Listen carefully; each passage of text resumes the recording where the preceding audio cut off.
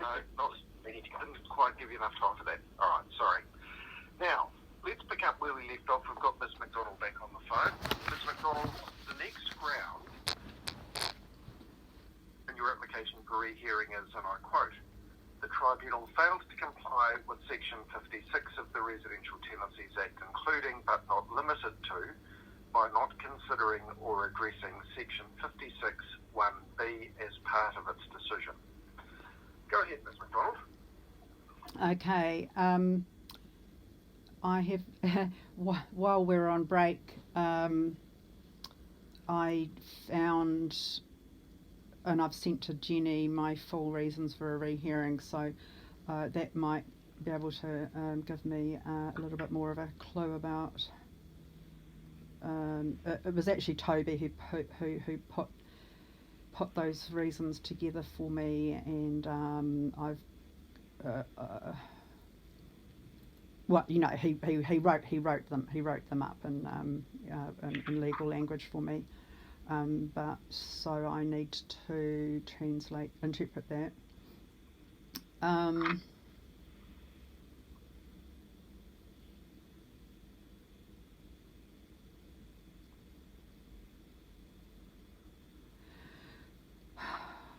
Well, no, maybe it's not right. Could you repeat the section again? What section? No problem. Section 56(1)(b). Okay. I'm just saying I have hyperlinked some of those in, but I am not sure if I'm going to be able to find it. Can you remind me what section that is?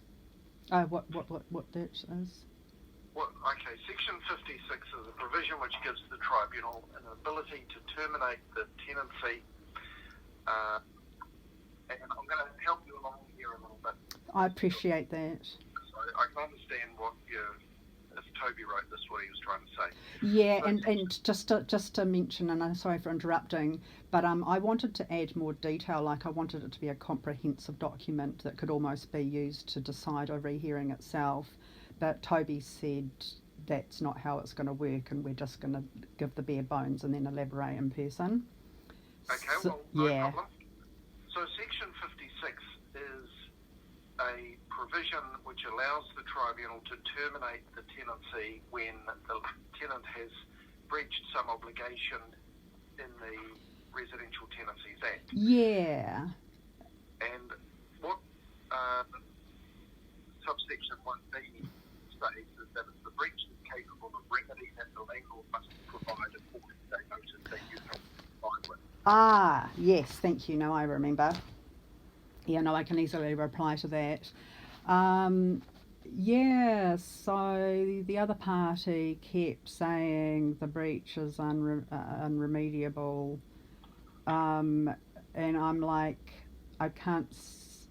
In terms of what they, you know. Obviously, I'm not fooled by what they call the breaches, but from the tribunal's perspective, what they're claiming to be the breaches, which I had to accept, unfortunately, I was left utterly nonplussed as to what breach had not been remedied. I had complied with everything, and that was the entire purpose. So I'm not sure how Mr. Clapham defines remedy, but every remedy had been made apart from the remedies that the applicant had themselves obstructed, which included cancelling at the last minute a routine inspection. Okay. Mr. Clapham. Thank you. So it is submitted that in respect of the hearing on the 27th of April, the parties were provided every opportunity to make submissions on the applicability of Section 56 of the Act. Indeed, the applicant made submissions that Section 56(1)(b) applied. The respondent made submissions in response to the effect that the applicant's continued refusals to grant entry to the property was not capable of remedy. The adjudicator issued a decision after considering the submissions and evidence of the parties. These circumstances do not meet the threshold for the tribunal to order a rehearing pursuant to Section 105 of the Act. Even if the adjudicator was wrong in her interpretation of Section 56, which is denied by the respondent, this does not constitute a valid ground for a rehearing, as confirmed by the District Court in Macmillan, which has been cited earlier. Accordingly, the basis for a rehearing is not made out and the application ought to be dismissed. And no further submissions on that point. Okay. Back to you, Ms. McDonald. I remember very clearly being, expressing my bewilderment at what was supposed to be there's 2 points of grammar here, and I know that only one point of grammar is really in the wording, but the other point of grammar, so there's is it capable of remedy is the question, and literally all of those things were capable of remedy. They and that they possess the characteristic of remediability or whatever. But I satisfied more than that by having, in fact, remedied every single one of them. And I'm really unclear about what is so unremediable about an order of tribunal which ordered remedies, which I complied with. And I remember very clearly, because this was really, this is an example of, I felt Rebecca was letting, Ms. Morgan was letting Dominic just speak on a wide variety of topics that I couldn't have anticipated, and yet she would keep me on this razor edge. And so when Dominic claimed, she asked me to respond to Dominic's claim that these were not remediable, I can't think of anything that hadn't been remediated. And so I said, Dominic, can you please tell me what is left to be remediated? And Rebecca sharply interrupted me and said, that is not Mr. Clapham's role. So I cannot fathom the reason that she made me take the burden of proof for Mr. Clapham's claim, but that's what she did. Okay.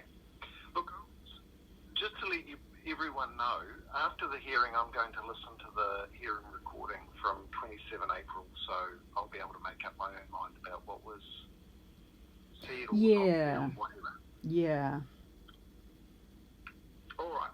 So then the next ground is that the tribunal failed to comply with natural justice to the detriment of the applicant. Ms. McDonald?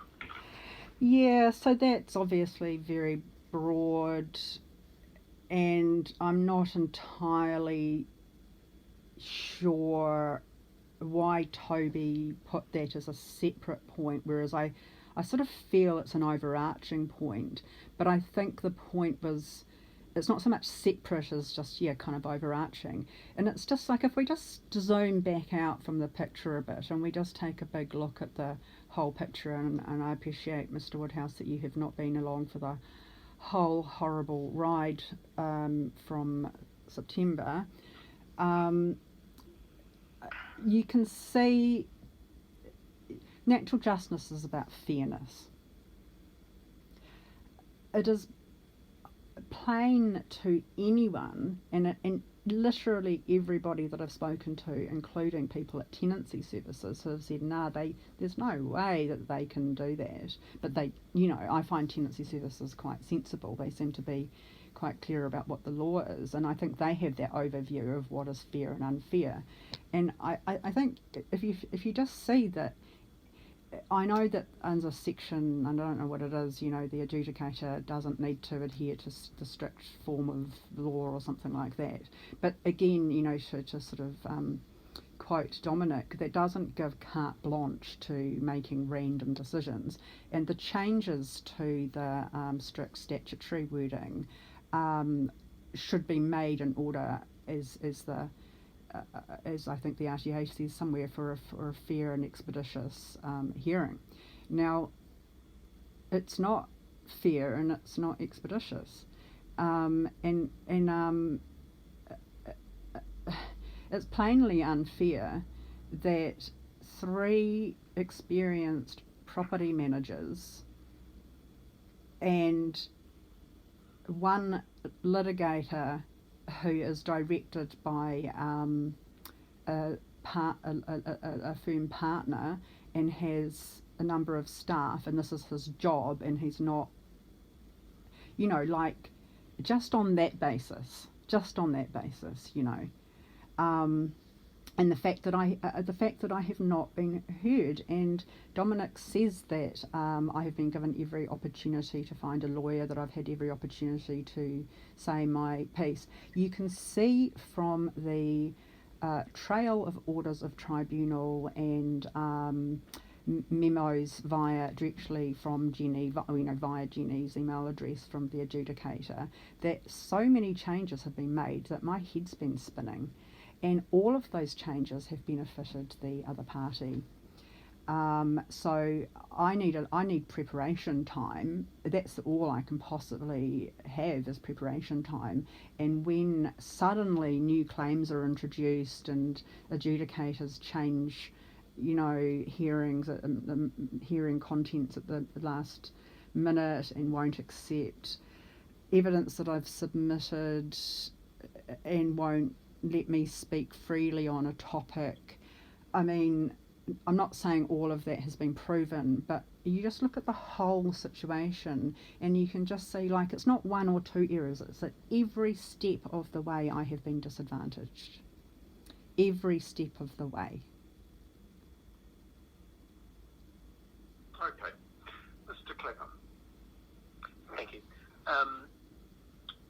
As you'll appreciate, we hadn't included any substantive submissions in our written format because of the, vagueness of the application. In terms of the timeline, since the first hearing in October, there have been many adjournments of many of the hearings, and I would hesitate to say all, but I suspect the majority of the adjournment requests were made by Ms. McDonald and granted by the tribunal, despite hearing notices being given well in advance. I think even this hearing was originally set for June, so every opportunity has been given to Ms. McDonald to prepare and present her case, as we've already made submissions on. And just briefly, we've already made submissions, but Ms. McDonald has been heard. She's been given every chance to be heard, give her evidence, make her submissions. The tribunal's made decisions following that, so there's just simply no breach of any kind of natural justice concepts here, and no further submissions, sir. Okay. Ms. McDonald, anything final? Mr. Clapham is correct. In fact, I believe that all of the adjournments have been made on my request. Actually, none have been given on my request. They've all been refused. The only requests that have been granted, I believe, have been made by expert advocates such as psychiatrist, barrister, that sort of thing. Psychiatrists and barristers, and I would just like to say, for an example, and I admit that this is a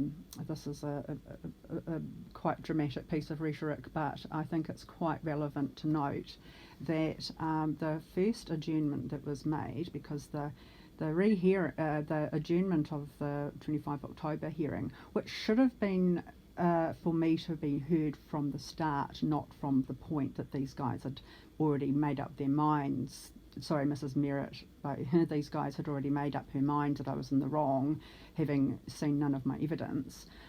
So it wasn't an opportunity for me to actually have my say. It was an opportunity for me to redeem myself. Now, that rehearing was set to be 21 December, And the reason that was adjourned was because I was in Hillmorton Hospital after a suicide attempt, and the purely from my stressful circumstances. As I say, no mental health disorder was found in the end. What was found to be was PTSD and extreme levels of stress from my tenancy situation. And that was made without any judgment on behalf of the psychiatrist. He's not saying that I was in the right. He was just saying that my condition resulted directly from the tenancy problems and the fear of losing my home when I'm very unwell. And I felt that I had no escape because the tenancy tribunal was not behaving in a way that gave me any ability to prepare. So I did try to end my life. I was then taken. I was taken from my home all of a sudden on 7 December under the Mental Health Act, and I was held for a few weeks while I was being assessed. And again, as I say, no mental health disorder was found, not in the sense of the Mental Health Act, and that there was no disordered thinking. It was PTSD. So certainly some bizarre behaviour, but no disordered thinking was found. And so it was just not really plausible to attend a hearing from a psychiatric hospital where you've been sort of recovering and so forth. And so the request for the adjournment was made by a barrister called Trudy Robertson, who worked, she was a barrister appointed by the Duty District Inspector to appeal my, she just did me a favour and said, look, Caitlin can't attend this hearing. So I just want to say that that's not really, granting me an adjournment of a hearing because I'm in psychiatric hospital for suicidality. I don't really feel that that's like being, irrationally magnanimous, and the fact that the adjournments have been granted have shown that it's been recognised when the experts write to the tribunal that Caitlin is not in a state to do this work, which is akin to a full-time legal job, considering my opponent, and I don't have legal training.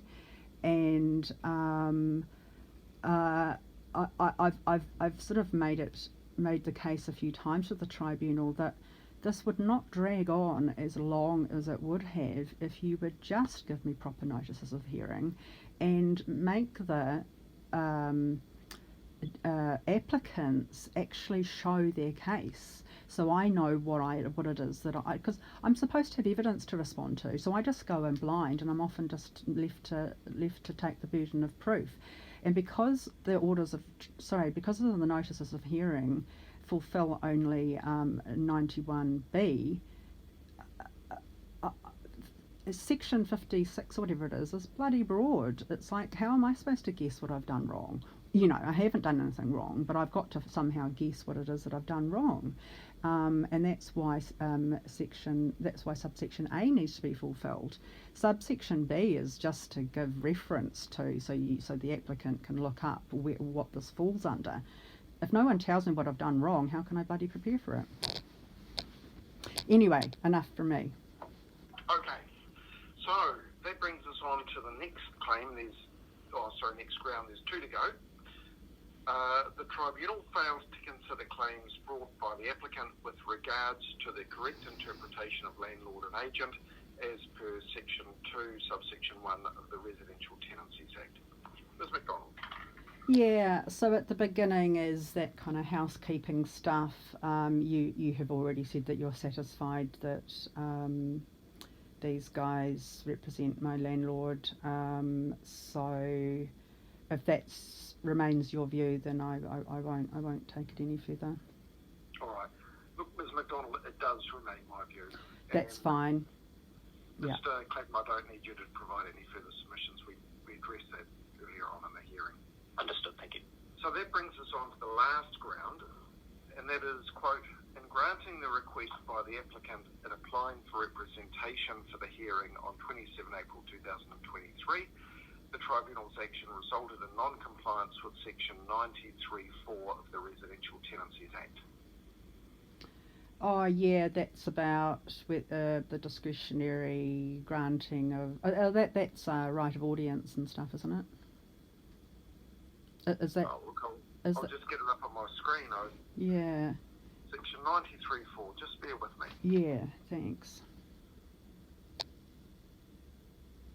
I know most sections of the Act, but not an encyclopedic way. Yeah. Yeah. No. Good. So, Good for you.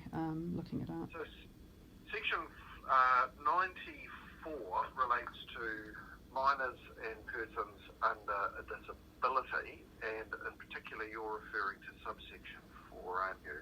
So, Section 93, subsection 4. 93, subsection 4. Thanks for that. So 93, is right of audience. Subsection 4 says where any party to a proceeding before the tribunal is represented by counsel, the other party to those proceedings may be represented by counsel. Yep, and in my earlier rambles I covered that, but I'll try and cover it again succinctly. The wording, and again I concede and I understand and I endorse even the fact that the RTA allows adjudicators to make, you know, wise decisions that may fall outside of the strict statutory wording, but Mrs. Merritt did not do that because again, I am one person and there are all these people and they are industry experts. One, you know, some of them practically live in the tribunal, and Dominic used to practically live in courts defending ACC. You know, this is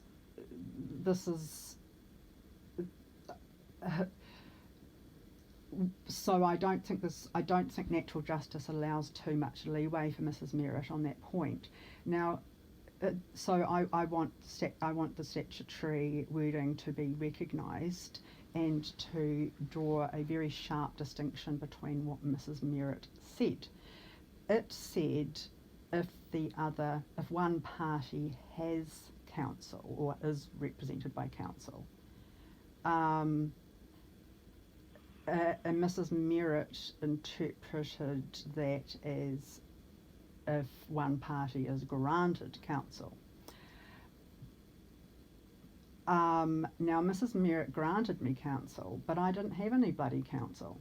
That the entire purpose of Adelina Loto-Malasea's first request for the adjournment was so that, one, they could find time for me to get a pro bono lawyer through the clearinghouse. And as I just want to point out, as Te Ara Today itself makes it very, very, very clear on its website, we are a resource of last resort. Okay, so all these claims that I've had ample time to find a lawyer, I passed the test for Te Ara Today because I have not. Unfortunately, lawyers are paid not in time but in money, and I don't have money. And most community law centres don't. They want you to present a package. They don't help you do all that stuff.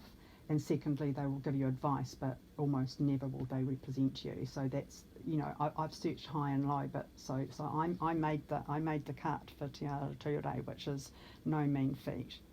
So so the entire purpose of the request was to have 4 weeks to find me a lawyer who could represent me, and that clearly indicated the fact that I did not have a lawyer.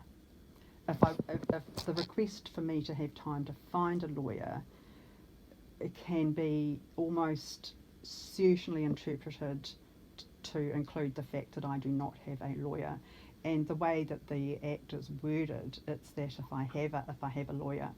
And so, and the reason that Adelina had asked for that time, as I've said earlier, was so that she could find a lawyer for me, and part of that request was and then part and parcel of that request was that I could have a lawyer to represent me not the other side, me, to balance out the enormous power differential. Enormous, like no one can deny the staggering power differential. And so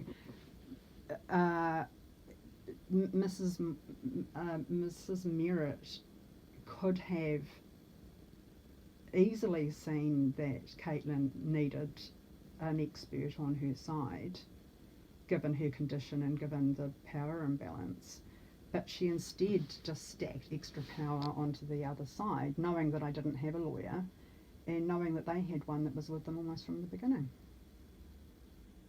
So Mrs. Merritt granted representation to the other party on a completely irrelevant part of the that section that Adelina had requested. Yeah.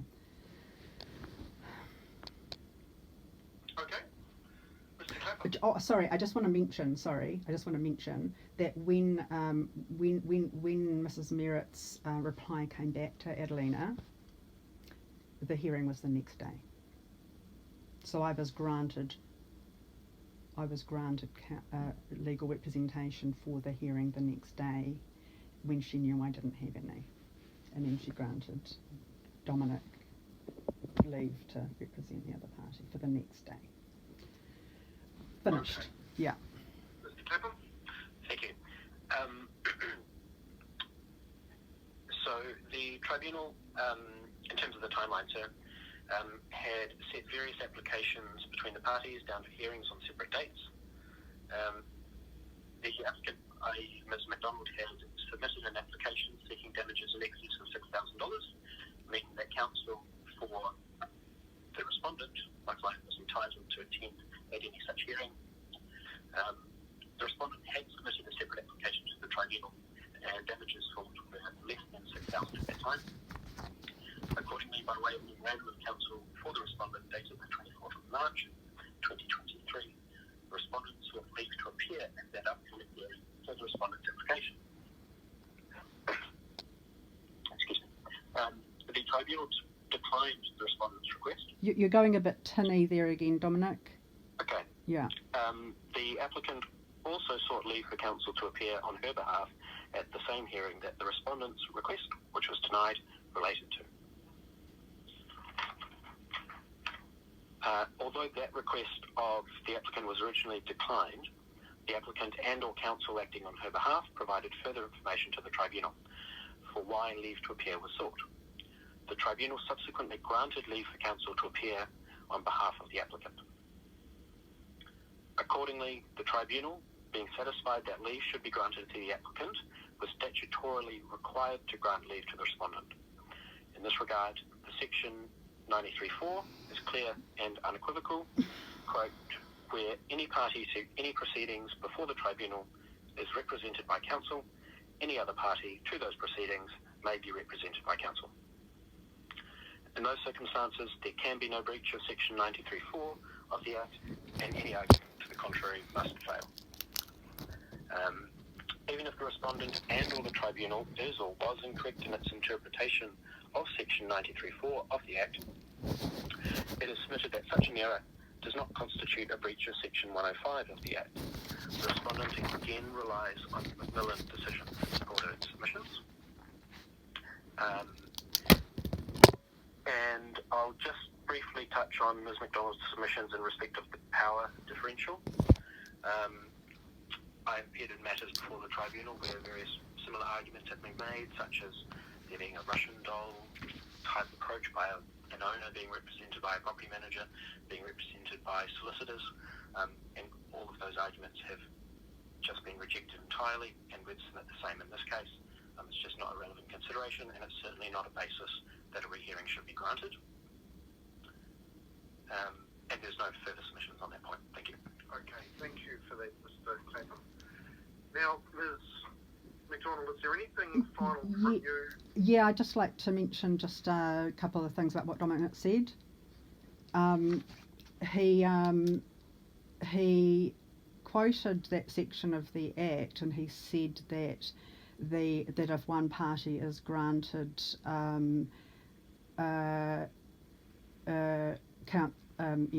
legal representation. Again, that's misquoting that section. It's if the other party has counsel, not if they are granted counsel. So if we're gonna be really picky, like he wants to be picky, then we've got to be that picky. And secondly, he says that if one party's granted counsel, or let's say has counsel, then the other one has to as well. He says required, but he just quoted a section that says may. So if it were required, it would be must.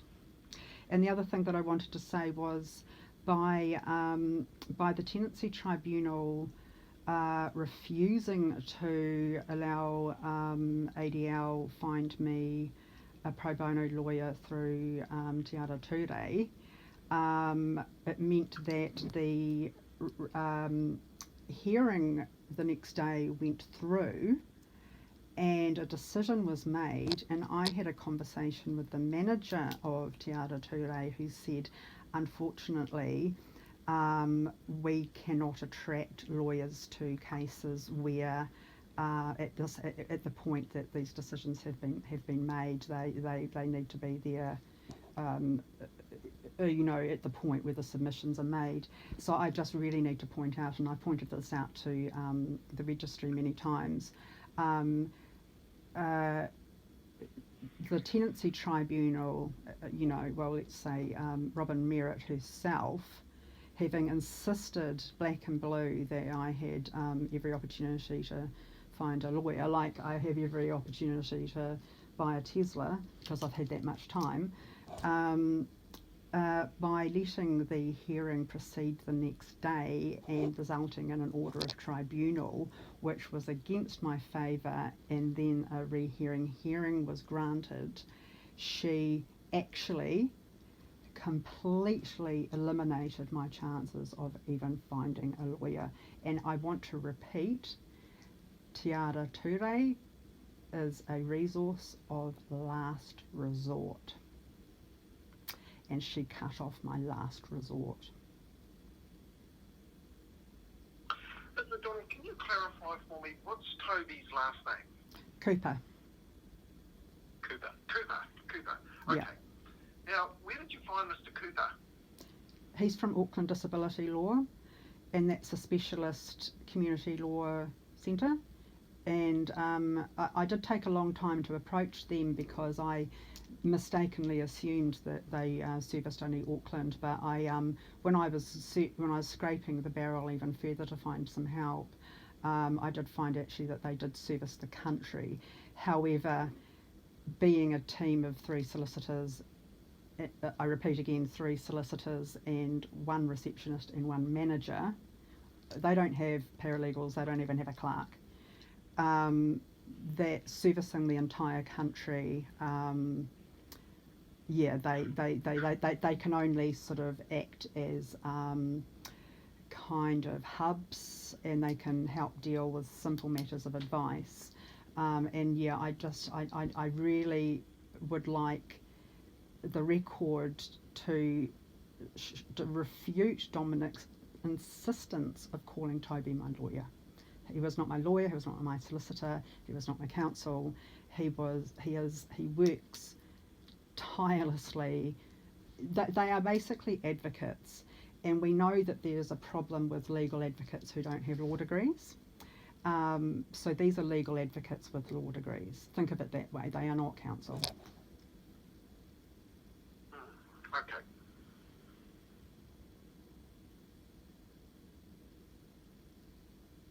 Oh, sorry. How I found Toby was when, because Adelina is a very senior lawyer, and she used to be a public defender.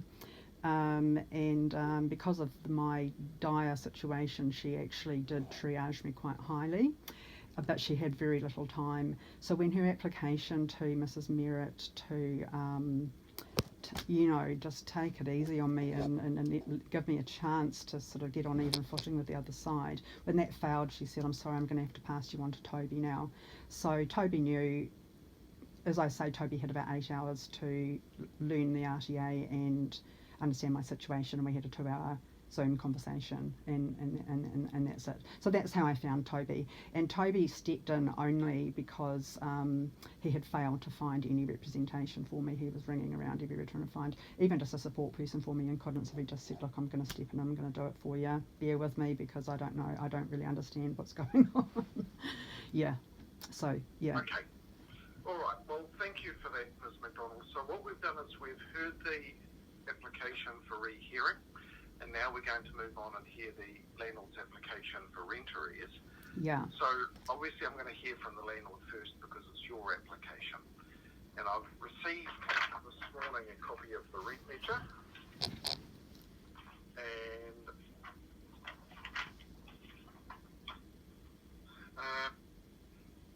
so this rent ledger goes up until today, in fact.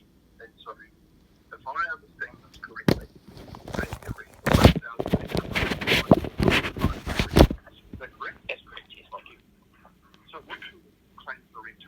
Mr. Woodhouse, sorry for interrupting. It's just you've gone a bit tinny for me as well. Okay, all right. Well, no, that's all right. I was just... I heard you, but I wouldn't have been able to persist in hearing you. Okay, I'll pull the microphone a bit closer. Thank you. So, appreciate it. Go ahead, Mr. Clay. Thank you, sir. Just an administrative matter or two before we do move on. Costs are sought in respect of the rehearing application. I'll just refer you to my submissions in that regard. Okay. Well, actually, I'll deal with it now because it... well, actually, I presume are you not claiming costs for the rent arrears application? I believe we are. Yeah.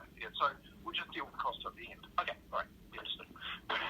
And just another administrative point, I don't want to go back and forth on the matter, but we did forward to Madam Registrar correspondence between my client and the registrar about the scope of this hearing.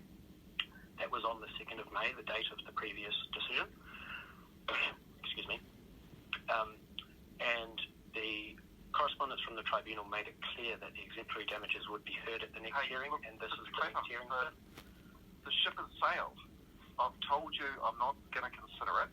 I'll be putting that in a written decision. If you think I'm wrong, then you appeal it to the district court. That's it. I won't discuss it any further. Okay, understood. All right. Thank you. Right. Rent arrears. Tell me about that.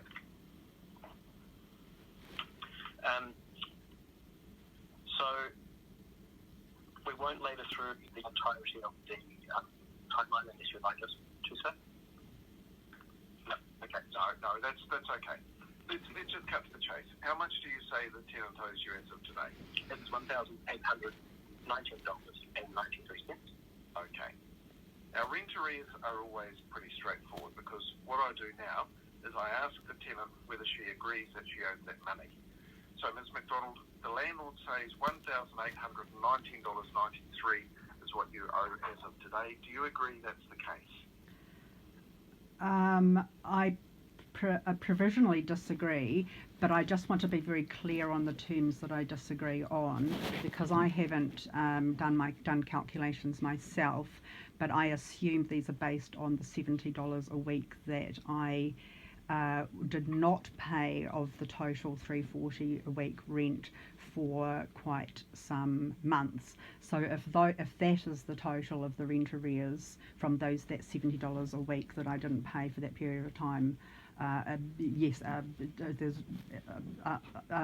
I will prove shortly that I don't owe those. They're not rent arrears. Yeah, no, I deny it completely. It's ridiculous. So have you received the rent ledger from the tenant, from the landlord? It was sent through post? This one, sir. Okay. Have you had a chance to have a look at the rent ledger, Ms. McDonald? No, I didn't have a look at the rent ledger. Would you like me to do that now?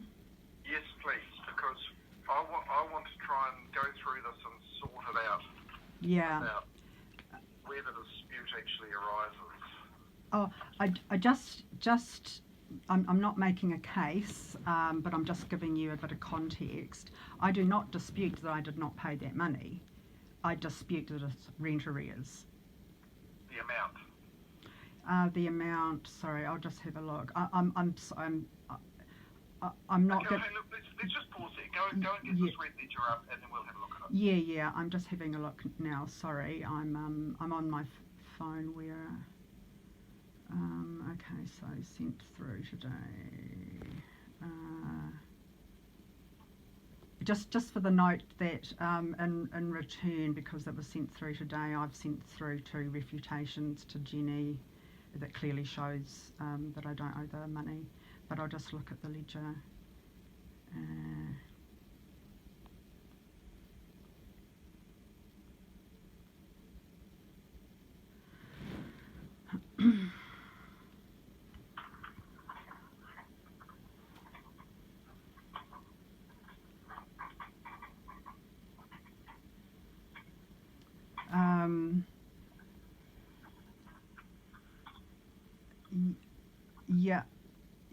Yeah. And so no, I remember now. So there are little bits and pieces. Now those 50-cent payments are to represent zero, but they've made $1.50 out of me just because I had to put in some amount, so I put in 50 cents. They are to represent zero, and that was recorded at the time. I totally agree. As long as the spreadsheet has calculated that amount correctly, then I accept that amount. I did not pay that money, but it is not arrears. Yeah, so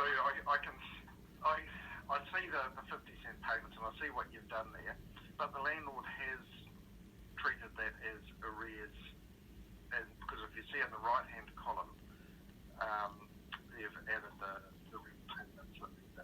No, I know the landlord is treating it as rent arrears, but the fact is that it was compensation.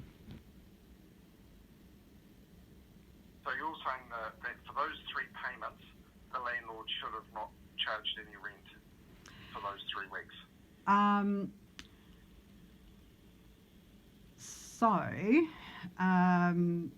That is correct.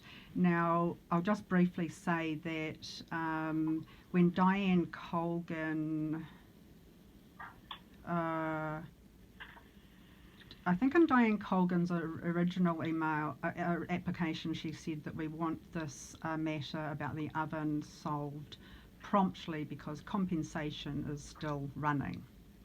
And because they gave me compensation, which was $70 a week off my weekly rent until my oven was completely repaired. And so I accepted that $70, which I believed was fair. Sometimes I thought it was generous, and then other times when I was really tired and I didn't feel like cooking, I thought actually it's not really enough. And because I would often, order takeaways or something because you can bung something in the oven. So I accepted that, we clearly accepted it, and in Dominic's own submission, you can see that Caroline says $70 a week will run until this matter has been completely resolved. Now, she could argue that she partially resolved it, but I would quite easily show that that's not true. But what happened in the 50-cent period is that Diane Colgan had made an application to the tribunal, as I say, saying that rent arrears was still running, and that's why they wanted the matter dealt with very quickly. Now, she told an untruth. Rent arrears were not still running, and I have an email, and I probably have submitted it to the tribunal, but I can do so again, saying to Diane, because initially they applied for mediation, and I said, no, mediation is for 2 parties who genuinely disagree and who want to work together to find a solution. And I said, I've cancelled the mediation, and I said that a hearing is more appropriate. Because I don't want to be in a situation where people are pretending to be good cop, and I'd rather it was just an out-and-out dispute.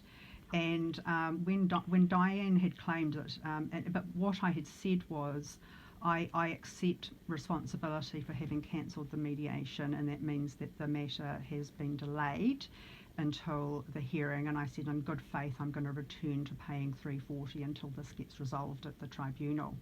So when I've discovered that Diane had written that the arrears was still running, I'm like, fine then, I'm happy to have those arrears. And so they were 3 weeks worth, so I took them back. And I just noted that by way of making a payment, because I didn't want to leave something blank. I just wanted to put a placeholder there.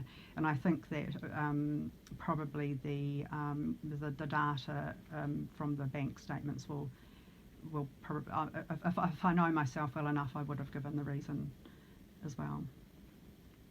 All right, let's do this a little bit differently, which might sort of get us there. Yeah. I'm going to work out how much rent should have been paid over the entire tenancy. Now, the tenancy started on the 23rd of July.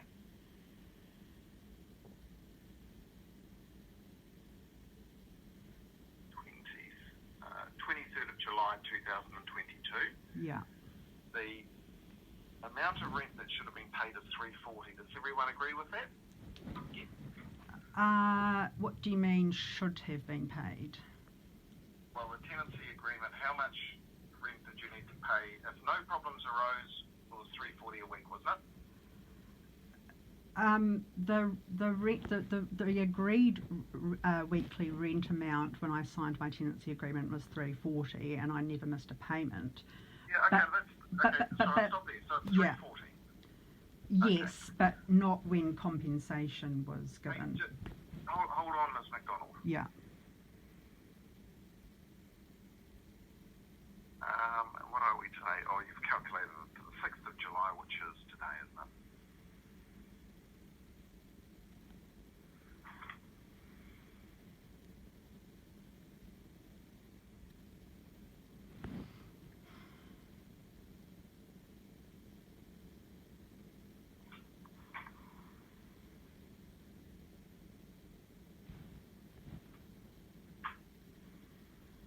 Okay, so if the tenancy started on the 23rd of July 2022 and we go through to today, which is what you've done on your rent ledger, landlord, then that is a total of 49 weeks and 6 days.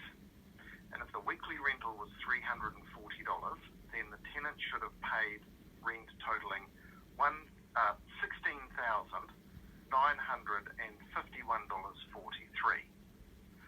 So what we'll do now is we'll go through, and I can see that there were some credits to be paid that were agreed and what have you, and there might be some dispute over that I need to decide. But we'll work out what those credits should have been, and we're going to deduct it from that amount. See where I'm going? Yeah. Understood. So I'm going to calculate it myself. I'm going to do it on this bit of paper here.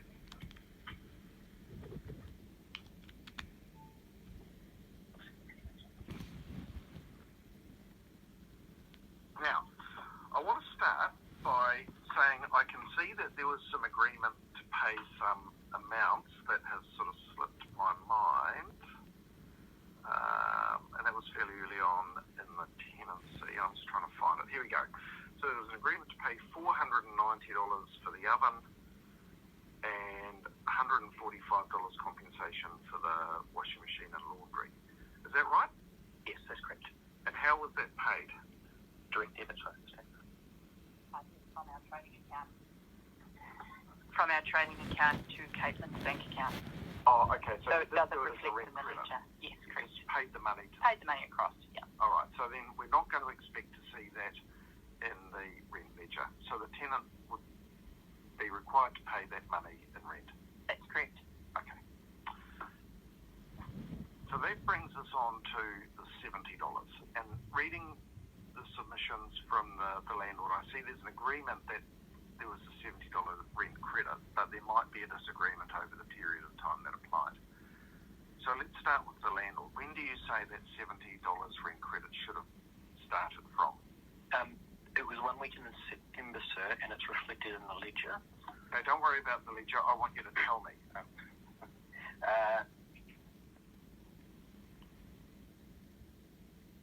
The 8th of September to the 15th. So the 8th to the 15th of September, that was $70. Okay. Do you agree with that? Sorry, apologies, correction. The 15th of September was the date that access was required. So we will say that the credit should apply to the 14th. All right. That was 1 week, isn't it? A week? 1 day difference. So the yes, in total, sir, yes, sorry. The 14th of September, are we saying $70? Yes. All right. And do you say that any other $70 payments should have been credited? No. So you say $70, that's it? Yes. All right. Ms. McDonald, you've heard the landlord. The landlord says that the only credit that should have applied is $70. What do you say? I will say it in Caroline Register's own words in an email to me on that same date that Dominic talks about, the 8th of September. So these are Caroline's words. I'm not responsible for them. I'm not interpreting, I'm reading directly. Okay, so let's see. I shouldn't read the whole thing. Can I just stop you there? Have you got that email in this bundle, Mr. Clapham? This email from the 8th of September from Caroline? I believe it is triple F, sir. Well, let me just find it, so then I can follow it when Ms. McDonald... There would have been a number of emails exchanged on that day, I know, and just again, I just want to repeat that because I saw that new ledger this morning, I just took that time during the break to send the copy of the email through to Jenny, so it is there, and you can read it yourself very easily from there, but I'm happy to read it. I'm just going to try and find it. I've got a whole lot of emails here, and so rather than add more paperwork, because the file is big enough. It is the following, sir. It's G. But the trouble is that Dominic leaves out the he's very choosy about what he puts on the record. Right, so Ms. McDonald, you say I should look for an email from the 8th of September. Yeah, and I sent that through this morning to Jenny. Okay, we'll just hold on.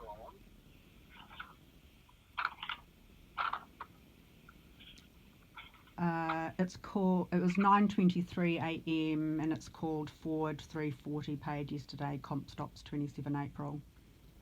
Okay. Blah blah.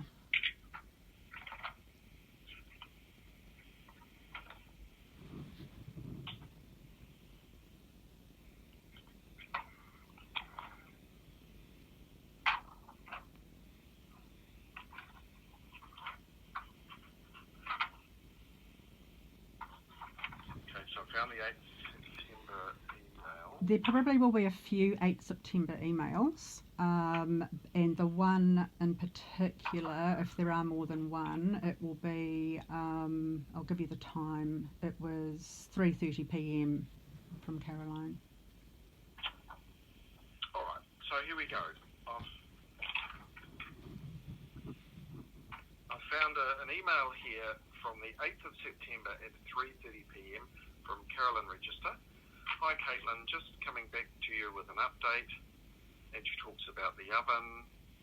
With regard to the oven and relevant to my email yesterday, we would like to offer compensation of $70 per week for the loss of service here from the start of your tenancy until this has been fully resolved. And then she talks about the washing machine. And the washing machine, that's cool. I accepted, whether it's fair or not, that's done and dusted. I accepted her offer and that's fine. I don't dispute that.